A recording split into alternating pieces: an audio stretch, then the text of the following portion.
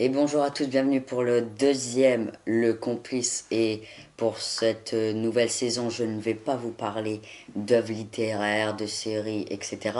Mais de sujets réels. Dans la vidéo précédente, nous avons parlé du Zodiaque. Pour cette vidéo, nous allons parler de l'affaire de Marie Bénard. Qui est Marie Bénard?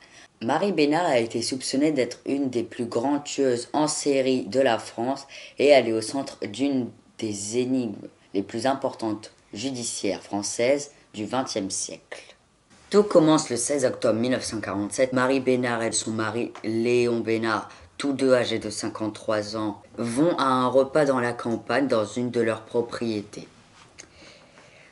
Durant le repas, Léon fait des crises, il vomit, etc. Donc Marie Bénard emmène Léon chez eux, mais cela ne cesse pas, les vomissements continuent. Donc Marie Bénard appelle le médecin. Le médecin de la famille, docteur Gallois, exclut une intoxication alimentaire car tous les autres convives sont en très bonne santé. Donc, il dit que c'est une crise de foie, mais pour en être sûr, il fait une prise de sang et la prise de sang révèle un taux d'urée de 1,41 g. Petit vocabulaire, leçon de vocabulaire, voici la définition d'urée.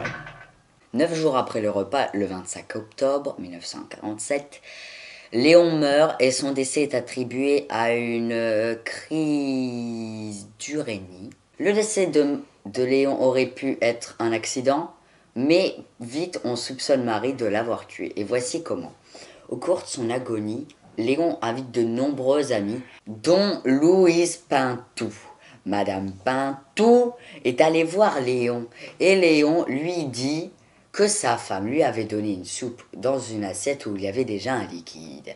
Donc, Louise alla voir un de ses amis, Auguste Massip, un propriétaire d'un grand château, mais aussi un maniaque de la délation. Ce personnage, après avoir appris cette nouvelle, alla regarder dans un dictionnaire médical et là il apprend que tous les symptômes de Léon Bénard sont liés à un plausible empoisonnement, à l'arsenic. Aussi, il écrit une lettre au procureur de la République le 4 novembre pour exprimer ses doutes sur la mort de Léon.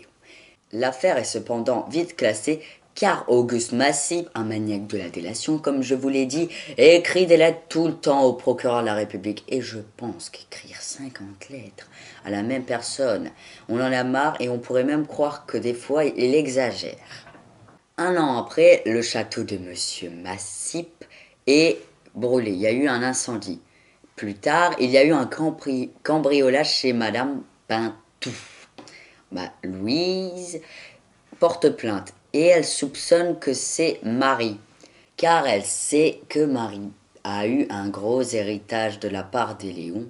Donc la gendarmerie de Loudun convoque Marie Bénard pour l'interroger et pour voir si elle a un alibi.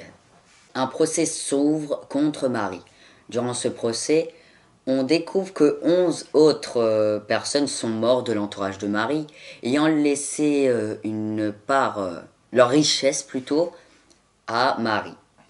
On décide ensuite de faire une autopsie de chaque cadavre et les personnes de l'époque découvrent que chaque cadavre a de l'arsenic à peu près au même niveau. Bon, alors là, ça commence à devenir assez louche. 11 cadavres qui sont de l'entourage de Marie, qui leur donnent leur richesse. Donc, tout paraît à indiquer que Marie est coupable. Mais son avocat dit que le personnel du cimetière met des produits pulvérisant les fleurs et qu'à côté il y a un champ de patates où il y a aussi d'autres produits et que ces produits ont bien pu créer l'arsenic dans la terre proche des cadavres. Mais finalement le jury va voter, sachant que Marie peut avoir la peine capitale dont je vais vous la dire. Une guillotine, voici une image d'une vraie guillotine. Bon, cette guillotine, vous inquiétez pas, vous allez plus mourir avec des guillotines si vous faites des crimes. Mais c'est pas bien de faire des crimes. Bon, alors reprenons. Et ce vote finit très bien, mais de justesse pour Marie, 7-5. Une partie à voter. Il y a 7 personnes qui ont voulu qu'elle soit acquittée et 5 qui ont voulu la peine capitale. Et c'est le 12 décembre 1961 qu'elle est acquittée après 10 ans d'un procès lourd. Alors peut-on affirmer que Marie Bénard était coupable ou était-elle non coupable? On ne le saura jamais, il y a encore des doutes et c'est la fin de cette émission. Au revoir.